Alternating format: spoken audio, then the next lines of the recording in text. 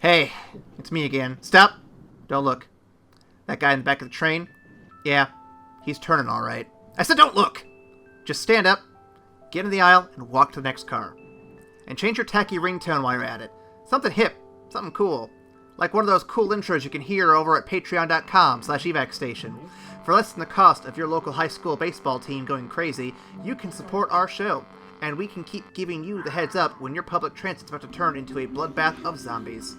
Again, that's patreon.com/evacstation. Feels good to hear us talking to you, doesn't it? You grateful or what? Enjoy the show. You're all gonna die screaming. All we wanna do is eat the brains. We're not unreasonable. I mean, no one's gonna eat your eyes. All we wanna do is eat the brains. The clock has struck midnight, and you know what that means. It's terror time again, and we'll be running this podcast all through the night from a terrifying sight. And we're live on the fast track to who knows where. Been delayed, derailed, transferring a few fucking trains, so yeah, pretty much that. Pretty much took a wrong turn in Albuquerque. Pretty sure we took a wrong turn in Albuquerque. I am Sokwu Waseska, and with me today I have Busan Ketchum and the Homeless Metters. They're all dead. They're all dead. It's okay, Ryan. We're alive. Everything's They're fine. all dead. Welcome to the After Credits Cast, a film podcast. And if you want to find us on various platforms of choice, we have all the platforms you can think of, at least on the short list.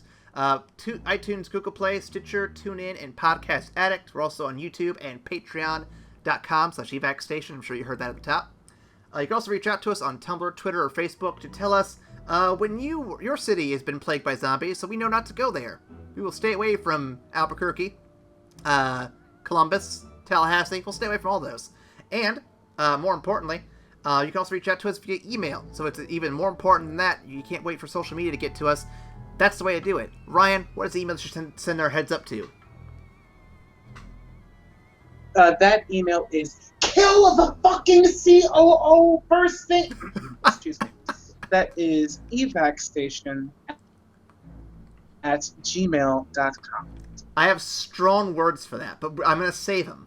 We have a few minutes here. I know. It's just the hint. It's just a sample. Mm-hmm. Before we get too deep, let's do a quick round of what you're watching. Gentlemen, what have you been watching this week? Well, you can go ahead. No, you go ahead. Right? Well, this week I was in a bit of hand-to-hand combat mode from my Train to Busan experience.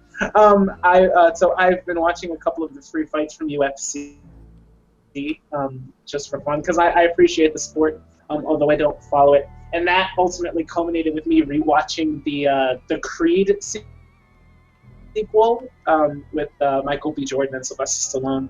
Again, these are phenomenal movies. If you haven't seen them yet, I highly recommend them. They are absolutely worth your time, and they definitely capture the spirit of the old Rocky movies, that fighter mentality, that tough as nails, iron will type stuff. I eat that shit up with a spoon.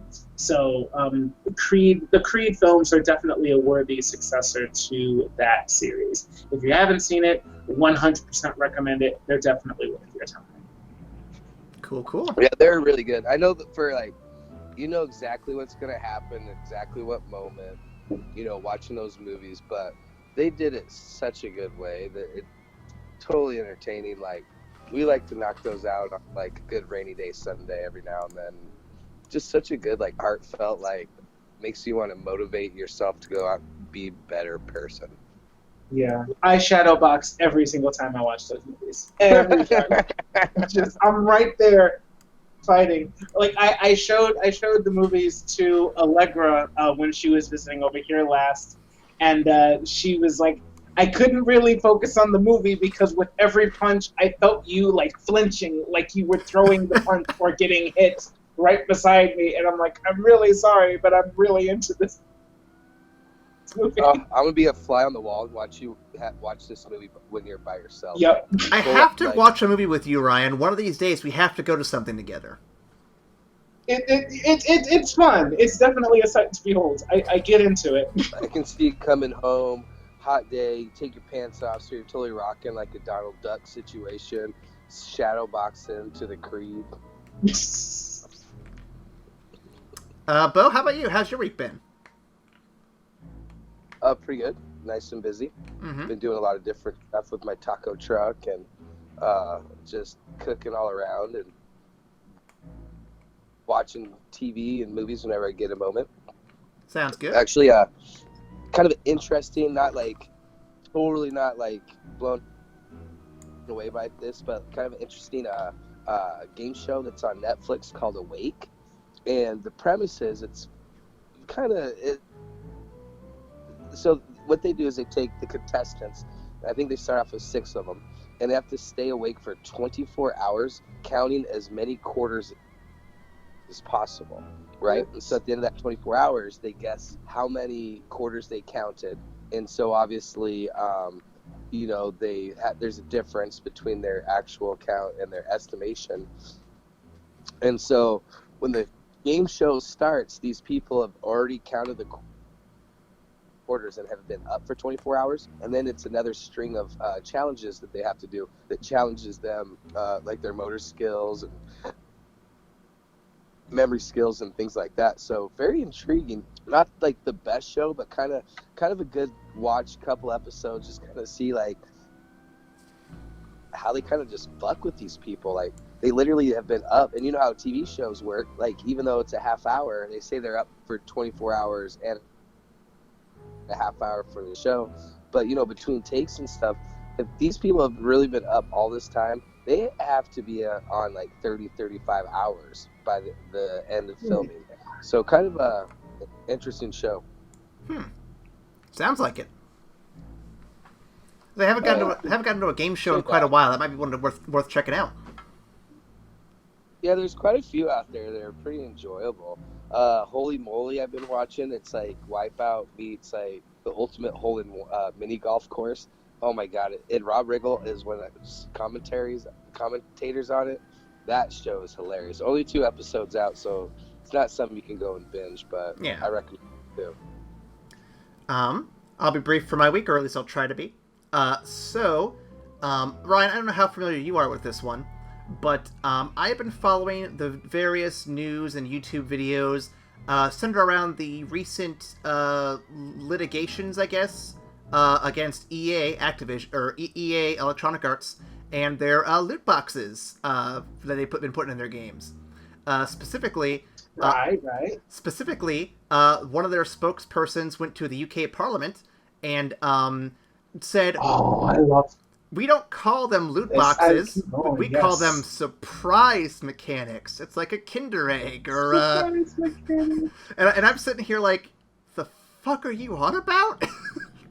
And so then fucking believable. So this past week, Jim Sterling, who I've been following on YouTube, he released a 35-minute video which covered gambling addiction, an addiction of all kinds, and how it ties into the loot boxes, and then it actually has like excerpts and people speaking on their own behalf about their dealings with addiction and how they can't play games they really like anymore because these games prey on their addictive habits and quirks. And I'm sitting here like, I knew a lot of this stuff, but it's kind of nice to know that there is now like a very solid case against it. I don't like seeing government get involved in certain things, but I feel like EA, Activision, a lot of these big companies have been pushing a little too hard, so I'm very curious to see how that plays out in the end.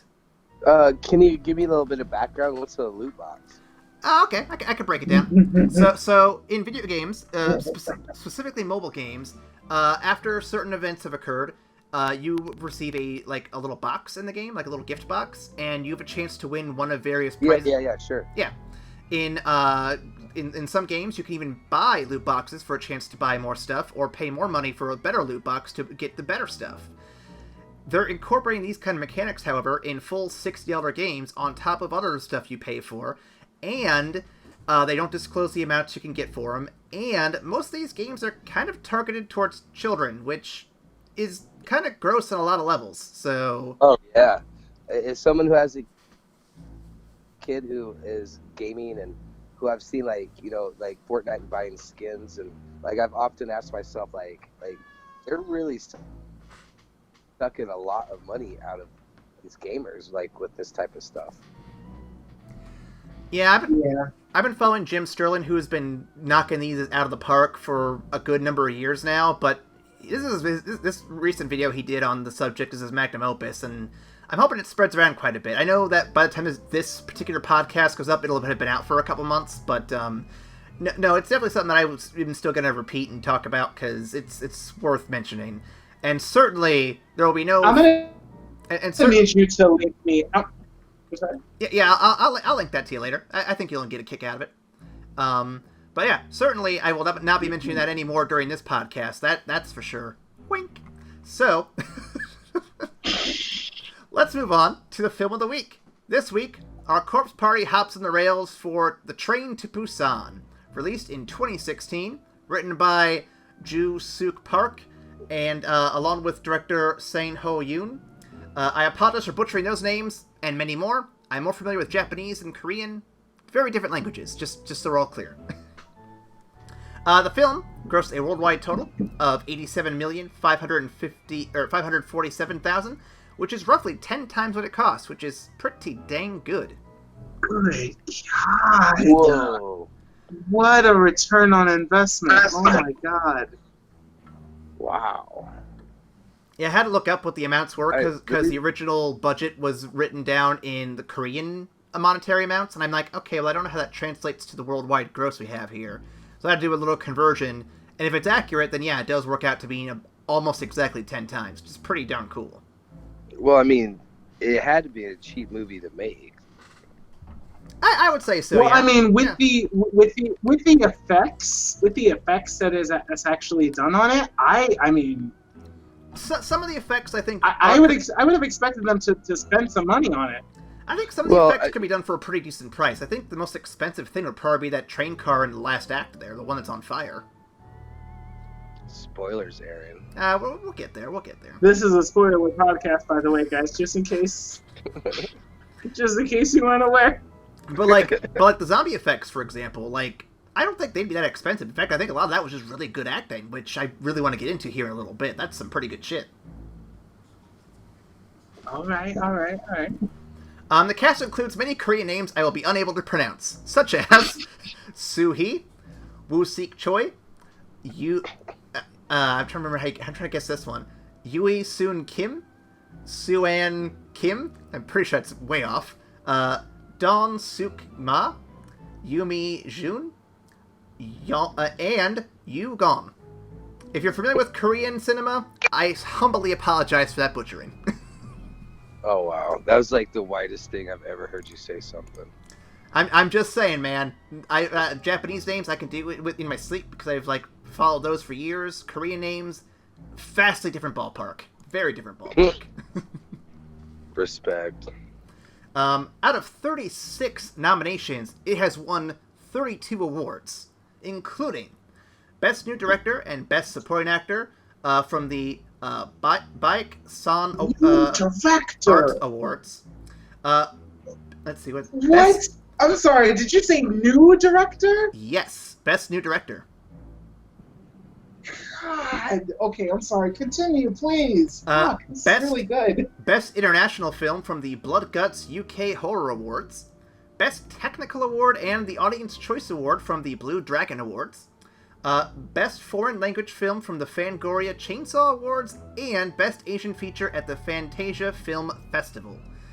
And that's just the tip of the iceberg. There's some pretty good stuff from Critic Awards, too. Overall, a lot of love for this movie. A lot of love. Ryan, I believe you have a few fun facts for us.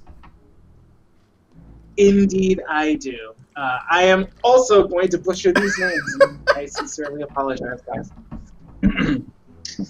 Sang Ho-yeon made the animated film Seoul Station back in 2016, which is actually a prequel to Train to Busan that came out the same year. The events in Seoul Station take place one day prior to the events in Train to Busan. I really need to watch that animated film now. Great. Next up, filmmaker Edgar Wright, who directed the BAFTA-nominated zombie comedy Shaun of the Dead 2004, was a huge fan of the film. Wright recommended the film in a tweet and called it the best zombie movie I've seen in forever. Agreed, once again. Mm-hmm.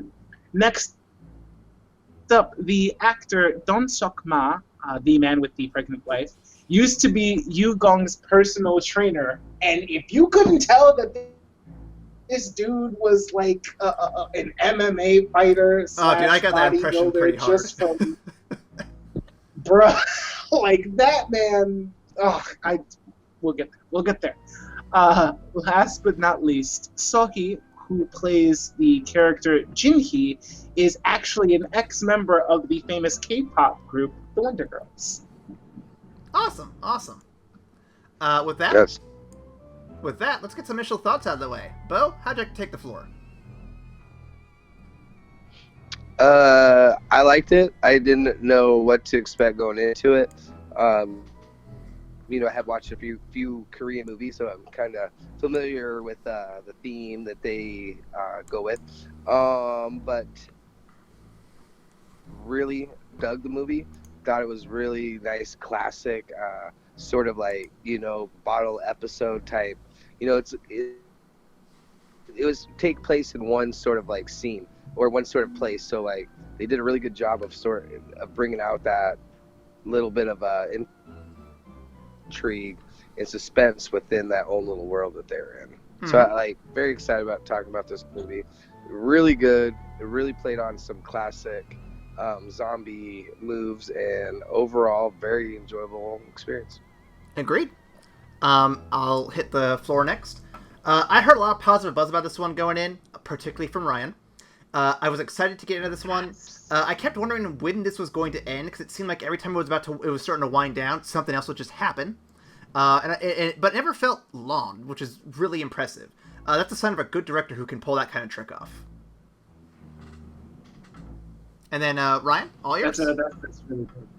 I initially watched this with Allegra, who again she taught in Korea for a good long while, so she loves Korean culture, and this is one of the films that she introduced me to when she was trying to introduce me to that kind of subsect.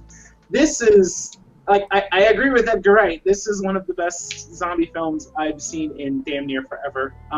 It's what I consider true true science fiction to go after, because it takes an exaggerated premise and it uses it not to talk more about the premise, but to really get at what it means to be human and the heart of the human condition. And so a lot of zombie movies, they focus on the worst traits that come out of humanity when faced with this type of horrible situation. And I think this does it in kind of a bottle. It does it in kind of a bottle setting because nobody can get off the fucking train. But I think it does it really, really well. I love the characters involved. Even the ones that I despise, I love them. And I was more than happy to nominate this as one of our zombie films this season. So I'm so glad that we got to do it, and I'm glad that we get to share it with you guys. Yep. It was between this or a Japanese zombie movie called I Am a Hero, which is definitely on our short list for follow-up films we do next time we do a zombie theme, because that sounds pretty cool too. Mm-hmm. I have a synopsis for you boys. And I'm going to just reiterate this real quick up front. I, A, am bad with names in Korean, and B, I needed some way to inject humor into this because this is a very, deep, gut punch movie. So, yeah. Get ready for this shit. The following events are fictional, and the names have been changed to protect the narrator, who is kind of an idiot. It's the eve of young Erica's birthday, and her father, Chandler, botched it with another Nintendo Wii. Seriously? No PS4? Could you be any lamer, Dad?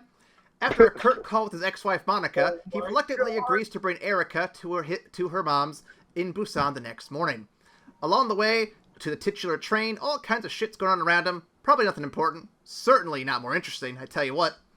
They get on the train, and they are joined by the rest of our cast. There's Ross and his pregnant wife Rachel, the elderly sisters Phoebe and Ursula, the local high school fireball team, which includes lovers Joey and Kate, a homeless man probably named Gunther, and a Scuzzlord COO who I will affectionately name Andrew Wilson. And he has many ethical surprises for us tonight. Just you wait.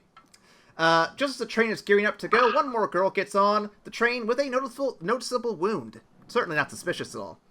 As the train picks up speed, the nameless girl dies and comes back as a zombie. She bites some train attendants, which escalates quickly into several train cars of bloodthirsty monsters. The named characters and several unnamed characters manage to escape. Ross and Chandler lock the door, and Rachel covers the windows, which is surprisingly effective at calming the zombies down. The conductor of the train tells them the government has diverted their course from the original stop to a military checkpoint in Daegu. Upon arrival, we find out that the soldiers have all converted to zombieism and are eager to convert our friends and Andrew Wilson, who insists the train who insists the train leave without the other survivors because, well, surprise, he almost does. But what survivors do return are separated into three groups with gaggles of zombies in between. Group A has to deal with Andrew and his more of his ethical surprises, like tying doors closed so others can't reunite with their group, or claiming that they are infected when they're clearly not.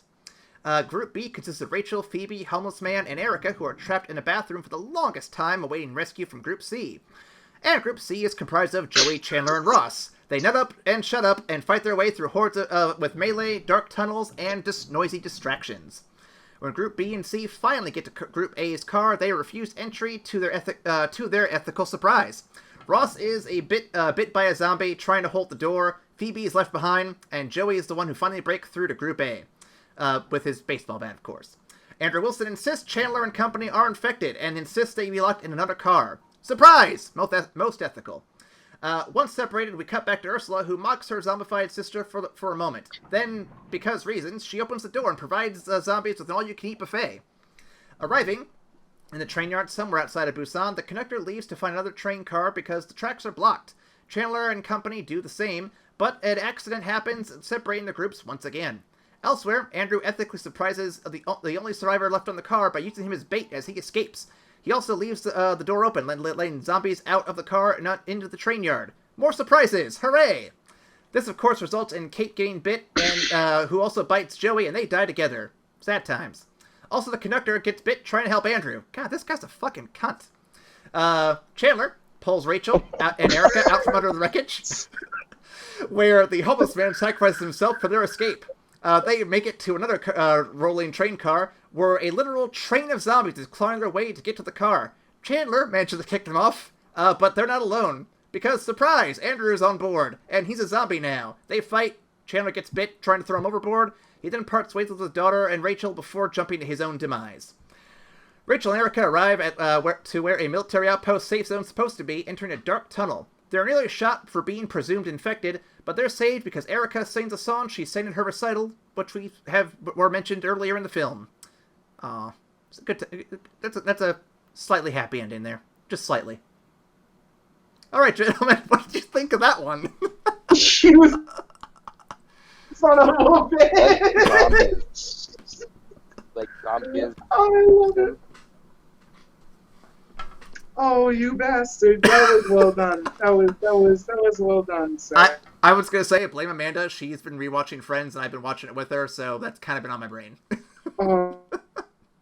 Oh, you got me, sir. You did That's it. one of my favorites. Also, just imagining Chandler kicking a train of zombies off a train car, the image does not work for me. It's there, but it's not there. It's just weird. How could you be so cruel? Could there be any more zombies? Yeah, right. Although to be fair, there's no way in fuck that Ross is as cool as MMO Dad. Oh, fuck no. No one's as cool as MMA Dad, but Ross is so far removed. I couldn't put anyone else there though, because who else is going to have a pregnant wife? I mean, know. come on. I'm just bitching out Ross at this Oh, point. I know. Ross is a fucking asshole. I hate him so much. All right. So let's get into this movie here. Let's start off with the first question I've been asking for a lot of these movies. What's your take on the zombies here? What works and what doesn't, gentlemen? Ooh, I love them. So, I just watched World War Z. Mm-hmm. Maybe 2 weeks ago with my son. And, you know, if you change the name of that movie, it's an awesome zombie movie. And so I thought these zombies were a lot similar to kind of that World War Z zombie. I thought they were, like, extremely scary and intense because, like, the way they move is so frightening because, like, you don't have enough time to figure out, like, how to defend yourself because of how quick they move.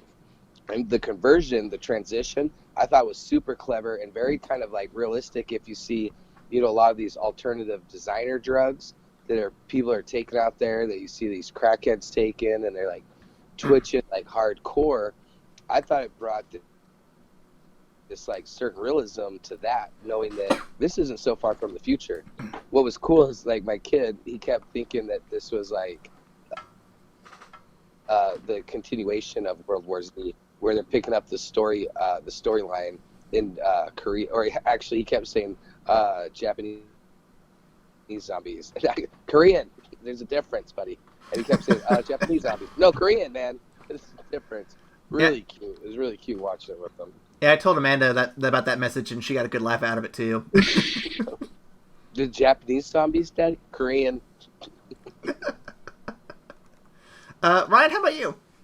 I love these zombies designs. I think it perfectly fits the tone that the movie's going for. Last time when we watched Zombieland, we also, because I can't remember if this comes before or after. I'm pretty sure it comes after. Yep, it comes after. But last week when we talked about Zombieland, we said how the zombies kind of like the speed was just right because they were fast enough to be a threat, but they weren't like fast enough to kind of override the fun and the joy of the movie. This movie, there is no fun and joy. It's all either like gritty survival terror or just like having to come face to face with the worst of humanity, or seeing the hope in humanity that comes out to the worst as well. But there was no like kind of lightheartedness about this. So having the zombies be like so quick turning and so fucking fast and just rabid, these like monstrosities, like they really wanted to keep the danger amped to 11, and I think it fits this tone perfectly. So yes, I love them. I gotta agree, and I want to give a particular shout out to the people who acted in this film, especially the ones who were acting as zombies, because they lent a creepy movement to their role that I haven't seen in any other zombie film. Like, I watched Walking Dead, I've watched all the other movies that we've done for this month, I've seen all sorts of other stuff we haven't seen for this month, and none of them have moved quite as creepy as these things, where you can see their limbs flailing about, where you can see them kind of being bent at awkward angles, like that tidal wave in the one train car of them. Like, it's ridiculous how they moved, but yes, like, none of it felt so outlandish that I couldn't believe it. Like, it was really well done overall. Just every minute. Right. That's what I mean about, you guys know what videos I'm talking about, right? That you've seen online about people that are, smoking bath salts, or these, like, harmful drugs. That's what I think that added that certain level of terror to it, because we've seen this in social media. We've seen this, this very alarming sort of twitching of, like, how are these people even able to do this? Or, like, how do they get themselves in the situation? And seeing that on screen was just absolutely terrifying to me. Like, kudos, like, very good job.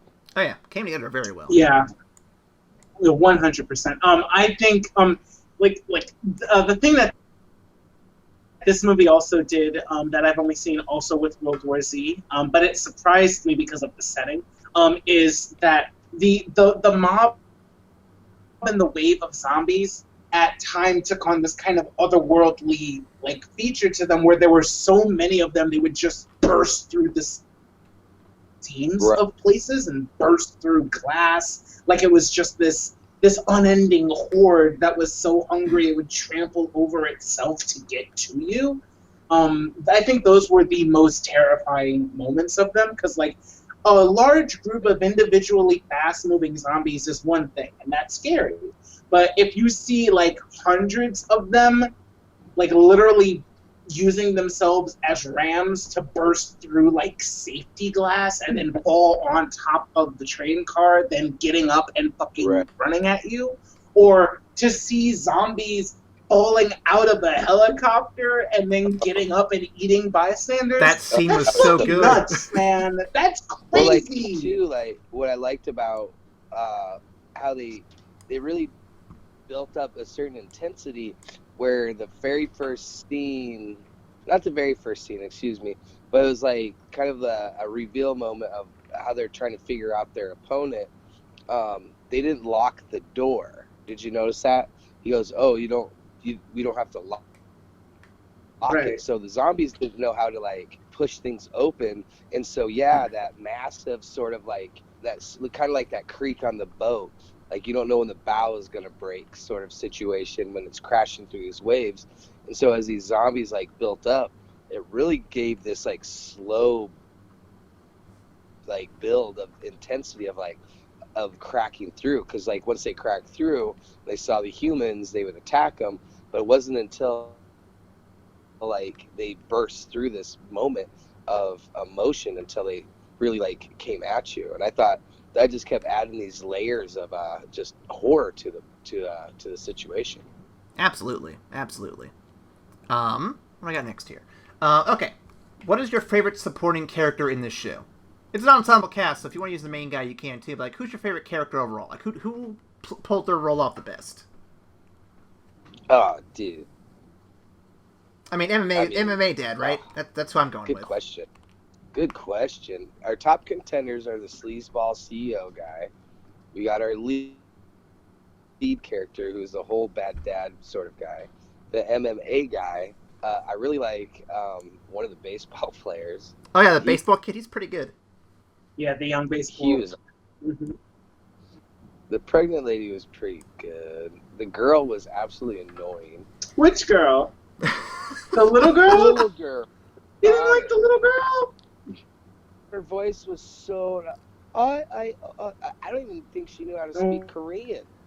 Oh my god. It was horrible. She was annoying.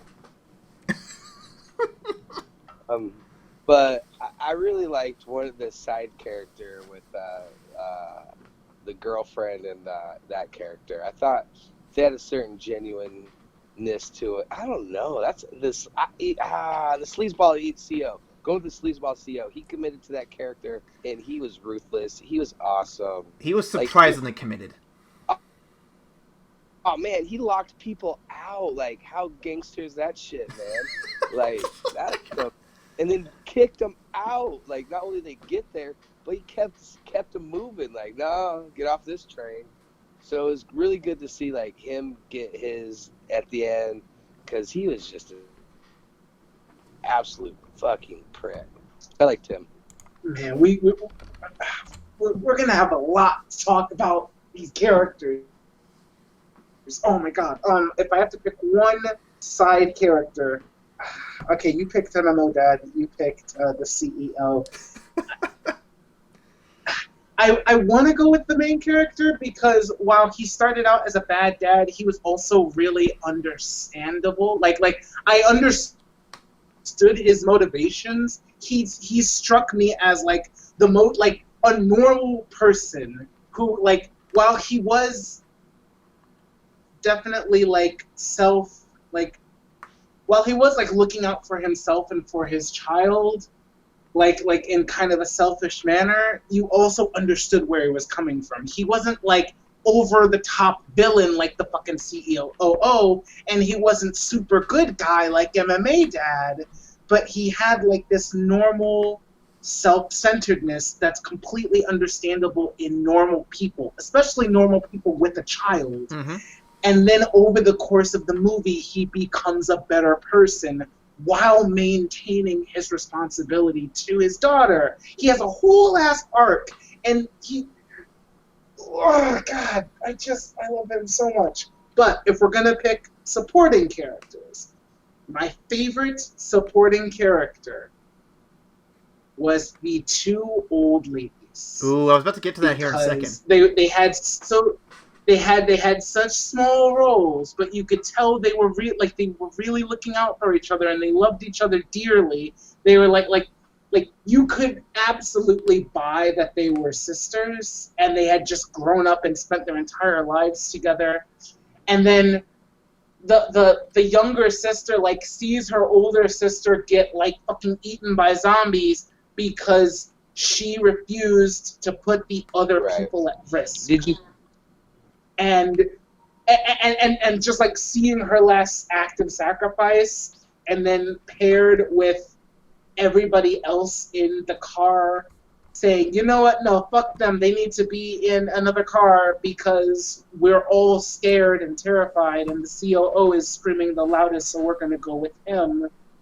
Seeing that horrible side of humanity in comparison to her sister, and she just you know what, none of these people are fit to live, and fucking killed everybody. She went out like a boss, and I was happy. Did you for think her. it was a little bit cheesy though, when as she came up to the window, and she puts her hand up there, and then she puts her zombie hand they're about to connect? And I was going to ask a question actually related to that. Why do you think she lets the zombies into the train car in the first place?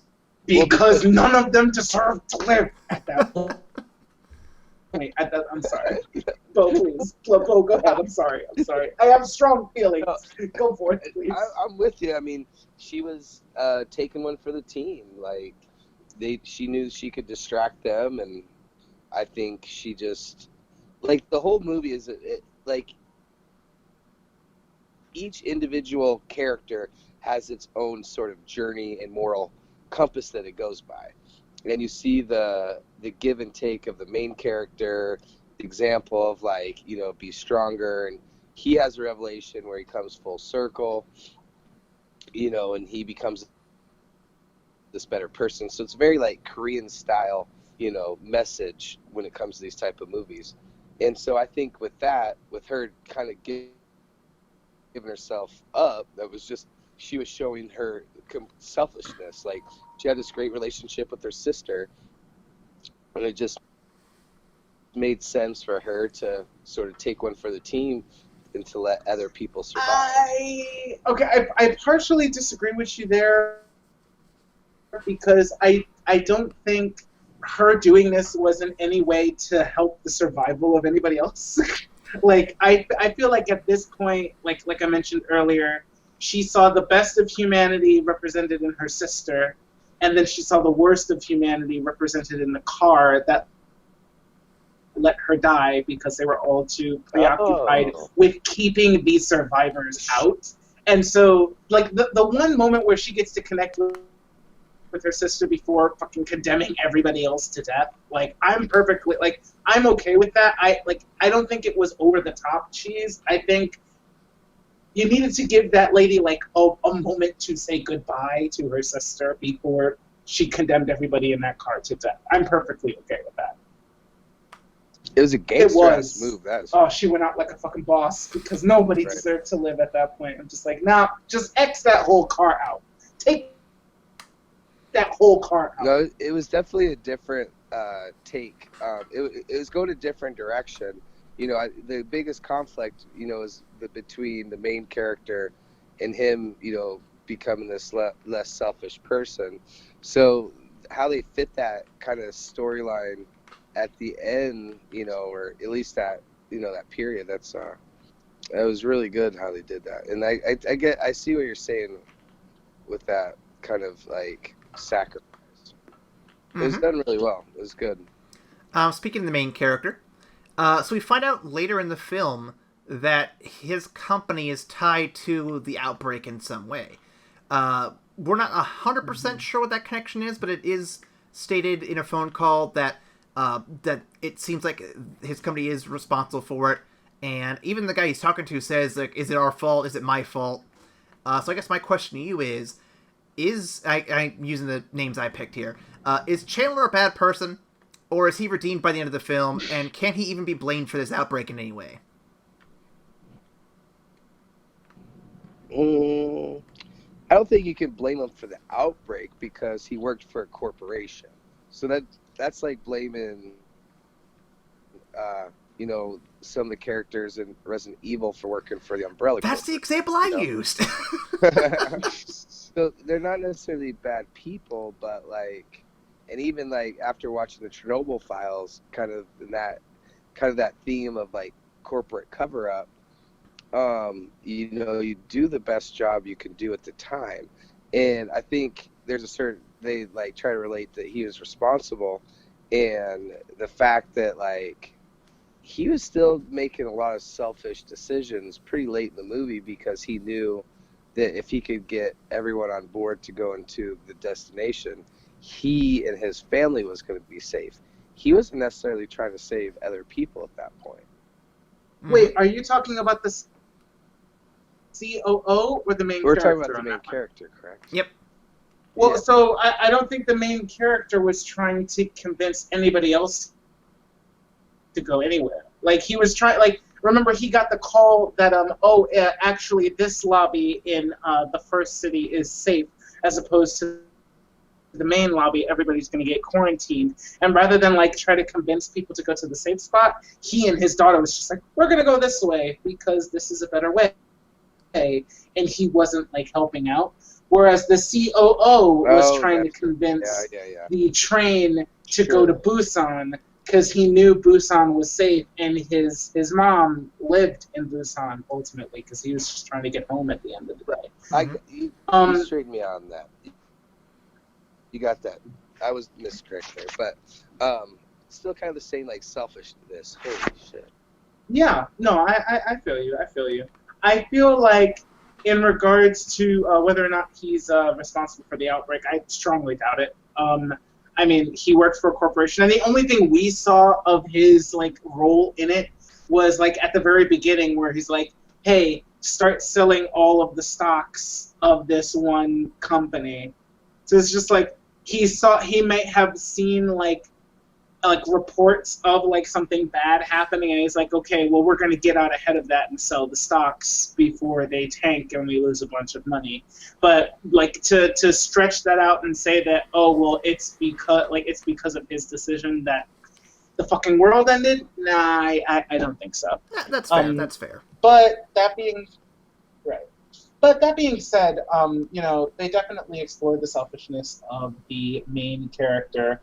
And I don't think he's a bad person. Like I mentioned earlier, I feel like he's a very understandable person.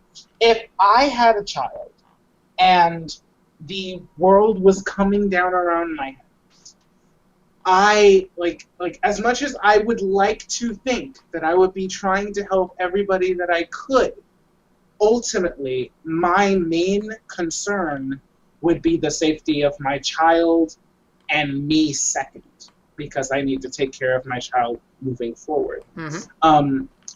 I think he was definitely a little more self-centered in that regard, to the point where he was leaning closer towards the COO's side, if like towards the beginning where he like closed the door on the pregnant lady, like when the outbreak first started happening.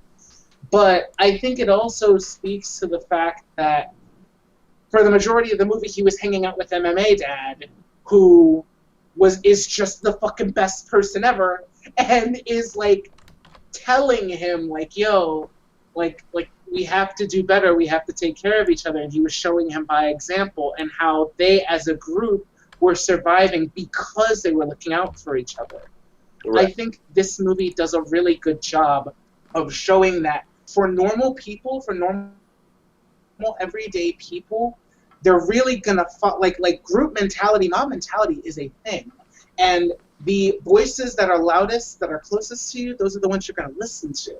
our protagonist had MMA dad whispering wisdom and like encouraging him to be a better person in his ear. All of the other people in that car that were trying to lock them out, they just had the COO like shouting and stoking their fears, bringing out the worst of them.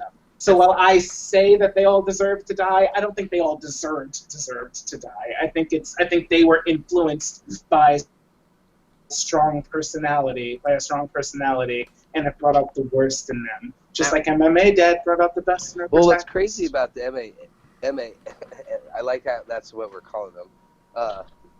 Yes, his title is MMA dad because he's boss. But like, he knows that the main character just shut the door on him, and after they get in, he looks at him, he's like, dude, what the fuck was that about? Like, I saw what you just did back there, and he forgives him, and they move on. Well, he keeps fucking with him throughout the course of the movie, like, hey, asshole.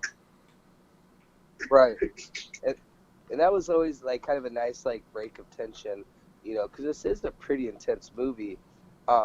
That whole bring up the bottle situation where it takes place on this one train, and I thought that was really, really clever in the sense that if we take a different vessel, let's say this is a house and they're trapped in a house for the duration of the movie, it's going to be pretty boring.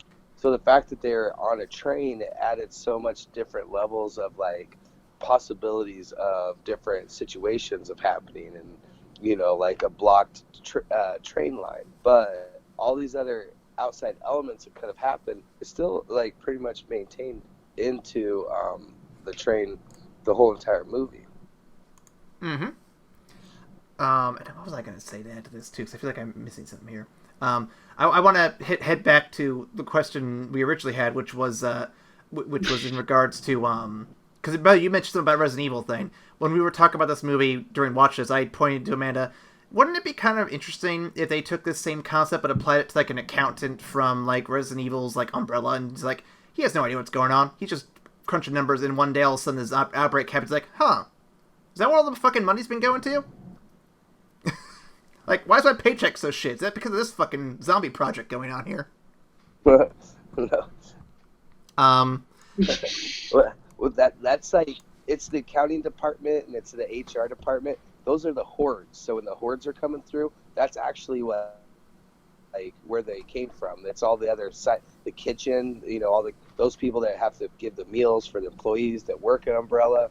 There's a whole lot of staff that are the behind the scenes to make sure all the evil shit happens. And so when you see these hordes, these are actually just the everyday commoner employee coming out that just happened to get infected on the one day they had to work. Mm-hmm. So we did touch on something though with the COO and him being kind of a dickhead. What does this film, and it ties to this a little bit, what does this film say about South Korean society and corporate culture? Because I did read some articles, there are some pretty serious jabs at that stuff. Yeah, I could see where the type of government that they have, I could see where this is that, this is kind of like a political sort of shit talk in the sense of they are the ones responsible for ruining society, so to speak. You know what I'm saying? Mm-hmm. Well, an incident. There was an incident referenced in an article I read that explained the societal issues that this film tries to cover. So I don't remember when it said it happened, but not too long ago, there was a ferry in South Korea that was overbooked and actually and it had a lot of teenagers on there for I guess a school thing, and it flipped over in the ocean and shit. And the reason it was overbooked was because the company that owned it wanted to generate more money from their ferry. And it's so you put the lives of all these people who are getting on your ferry at risk because you thought you could make extra money on this one. And that's sort of the mentality this film kind of spawns from. Well, how so, though? It's not that...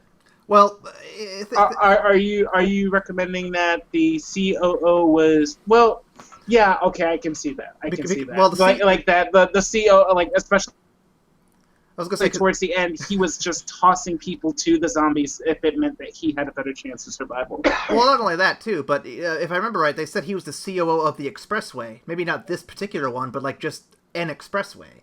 So he definitely had some clout, which is what garnered him the ability to actually bark orders like he did. And there's also the fact that the government was aware of the airborne toxin, but was unable to really do anything about it or communicate effective ways to deal with it. And then there's also the fact that a corporation was responsible for that virus being made in the first place. And a lot of that is at the sacrifice of the many people who unfortunately weren't communicated or told what was happening until it was too late. So there's a lot of anti-corporate, anti-establishment sentiment, I think, being on display here in this film. Oh yeah, I could see that. You could totally see that, and I think that's always been a message with a lot of Asian movies or Korean movies that I've seen. There's always been kind of that underlining stab at the established government, to give that certain edge. It helps sell tickets, I'm sure, when you give some controversial about making fun of the government subtly in a culture like the Asian culture over there. It's really interesting comparing movies like this movie and its portrayal of like the government and like corporate structures to a movie like Shin Godzilla, where you see the actual like beneficial power of the government when utilized in the correct way. Yeah, well, I mean, I think it's really interesting to kind of look side by side at those. Well, yeah, and there's also two different cultures too. You have Japanese who are trying to like rebuild their nationalist pride in there, and then you have this film, which is like this younger generation. Like, this is a new director, remember? This is the young generation speaking out against its government and its like corporate overlords, saying, "Hey, listen, you can't just treat us like shit."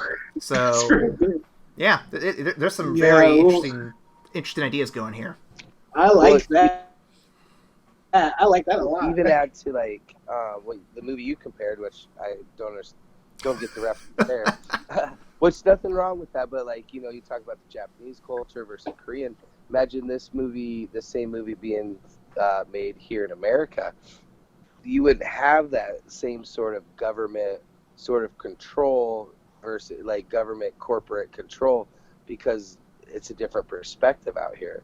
So you wouldn't even have those certain elements. Like the whole main character of this movie wouldn't exist in the American version because of their corporate tie-ins to, faulty government. So it'd be really interesting to see how, I think, loose of a translation of this movie if we were to make it here in the States. Mm-hmm.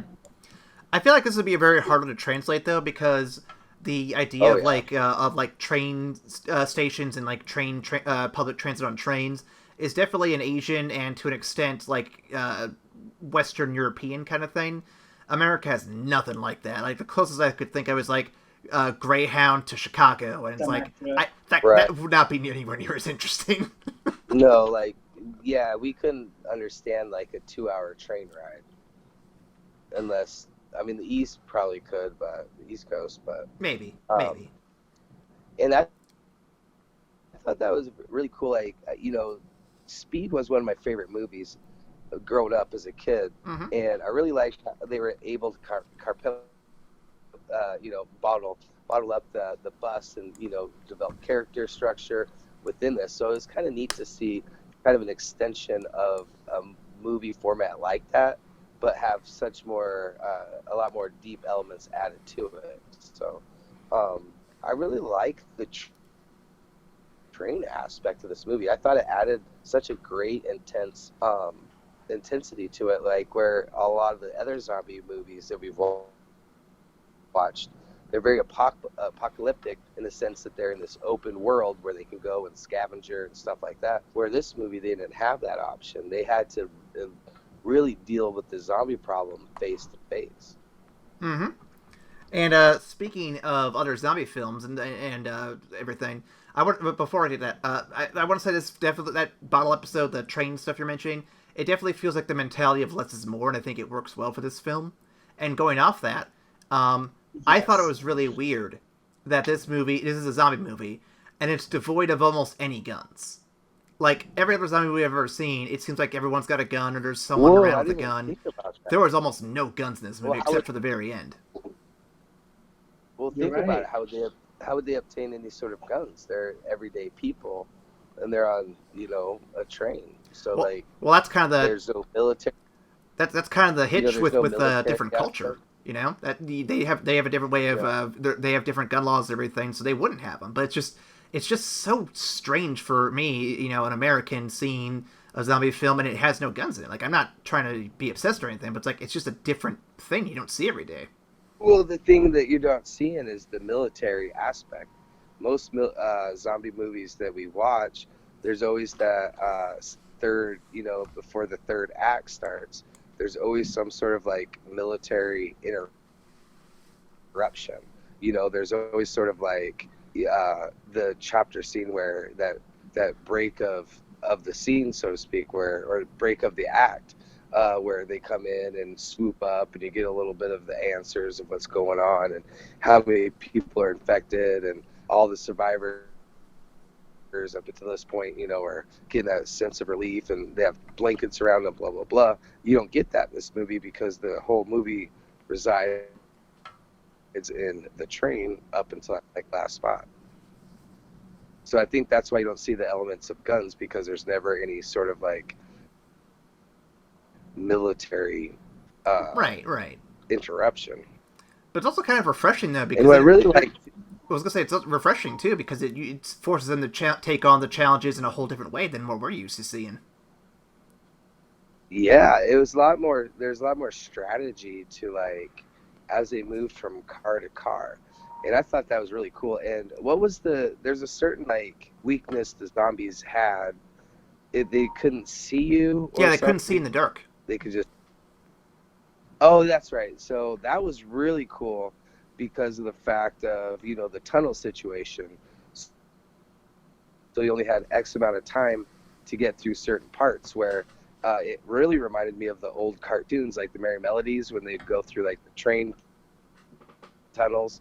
It kind of had this certain cute little kitsch to it, where, you could do so much in that certain time where you're under the tunnel. And I thought that was pretty clever on how they would use that as a strategy to get around the zombies. Yeah, it was really good to. It was really a great weakness so that they could exercise some ingenuity, because them being able to fight through one or two cars without getting bitten, okay, they're working together as a unit. They're led by MMA Dad. This is good shit. I can accept that. But them getting through 4 or 5 cars, just battling their way through each car, it would have been unbelievable, because getting through one car alone has to be really fucking exhausting. So it allowed them to really come up with some really interesting ways to get through the cars, to be really inventive and ingenuitive, while also not downplaying the danger of going through the cars. I really like that they worked that in. And it broke up the monotony. It breaks up that monotony of the same strategy over and over again. Right. Exactly. It was a big part of the movie, them going through the train, getting to car 9 when they were from car whatever. So I think 15 or something. And then also, and also it kind of gave. It seemed like they were giving a certain homage to the Velociraptors in Jurassic Park. Ivan brought that up when we were watching it. He's like, "Oh, they look like the dinosaurs from Jurassic Park," and it kind of had that certain, the lights were going on and they're kind of chomping above them, and it kind of had this certain reminiscent of Jurassic Park. So I wonder if there was a little Easter egg or something. I like to think that a lot of movies that are considered classics tend to bleed into newer films, because filmmakers just make movies they like, or movies based on stuff they like. I mean, you could go to I'm trying to think of. There's a couple directors I know who are a little more newer to the scene, who tend to make homages and references to films they've grew up with, because that's what they know, and they just build off that until they make their own kind of style, and they just kind of evolve further and further in their career. it's a good starting point for sure. Right. Final question, then we have to move on to the end of the show here. And I know we kind of breezed through these pretty quick, but we had some pretty good conversation points here. This last one here. So we've now seen our first Korean zombie film, and actually I think it was the first Korean zombie film made, which is impressive. What other countries' take on the zombie genre would you like to see? And what do you expect their interpretation to be like? India. Think about that. Such a densely populated country. So if we look at examples of a bite to a bite to a bite infection, if you were in a largely populated area, because like in this movie we don't really see outside of town, but like something like India would be really crazy to see how they would have to handle that because of how many people just live there alone. I could see that. Yeah. I would personally like to see an African zombie film. Just that much open space. Most boring movie ever. That'd be so. To see a zombie just like walking through the desert. It would be. I think it would be interesting.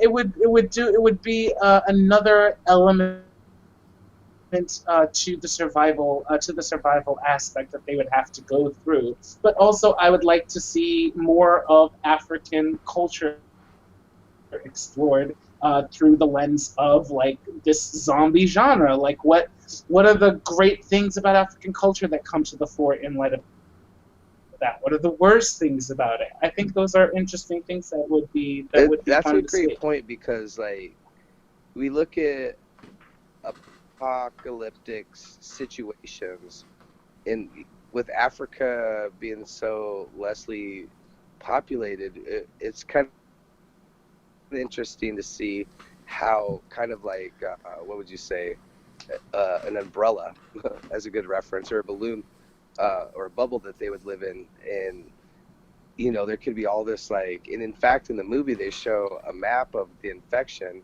and Africa was like barely even touched.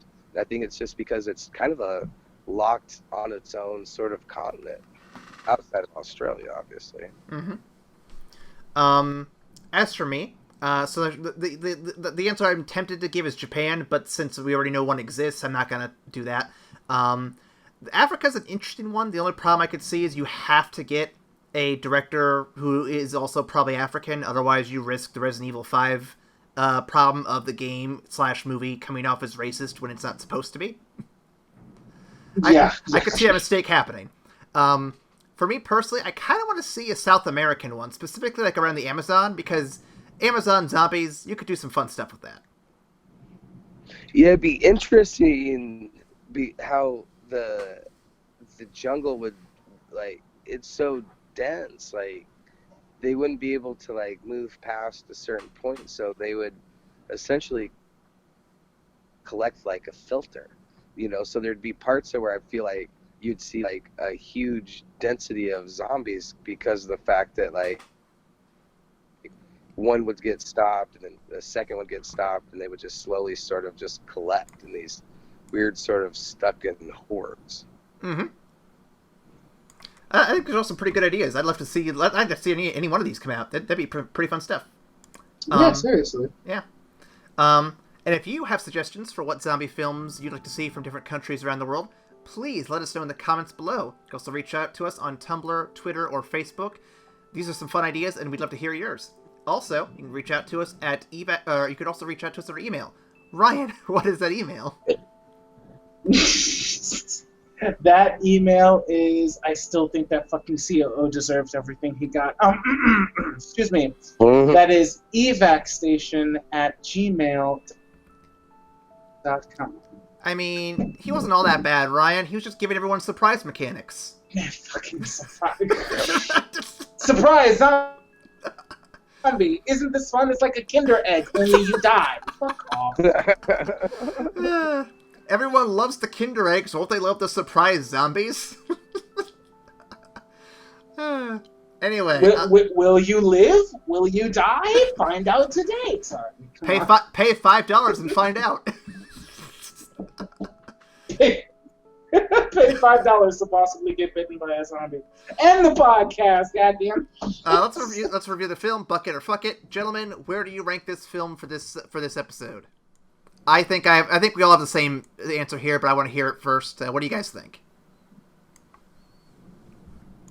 Oh, bucket for sure. This was super good. It had that, Korean movie style, that character involvement, the message, like you saw, character involvement, like I was just saying. It was entertaining. The side characters, the baseball team, they were super fun with, like, the elements that they brought. The bad guy was super great. Like, exactly what you want. Easy CEO, CCO guy. It's a bucket for me, guys. I have to concur. I don't think there's any argument here. What do you think, Grant? Oh yeah, I am 100% with you guys.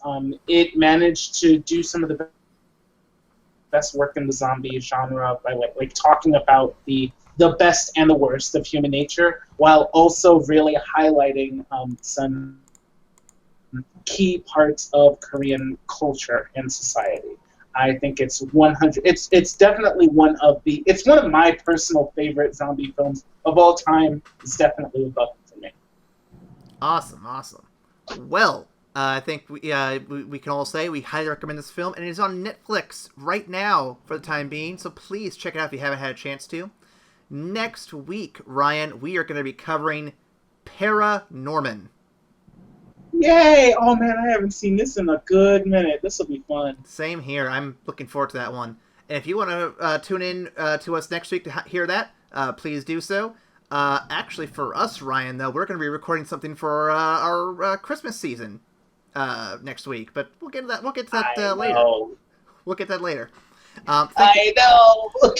Thank you for listening, and we'll see you guys after the credits. See you later. Bye. Guess we'll table this for now. I'm glad to see you take constructive criticism well. Thank you for your time. I know we're all busy as hell. And we'll put this thing to bed when I bash your head open. All we wanna do is eat your brains. We're not unreasonable. I mean, no one's gonna eat your eyes. All we wanna do is eat your brains. We're at an impasse here. Maybe we should compromise.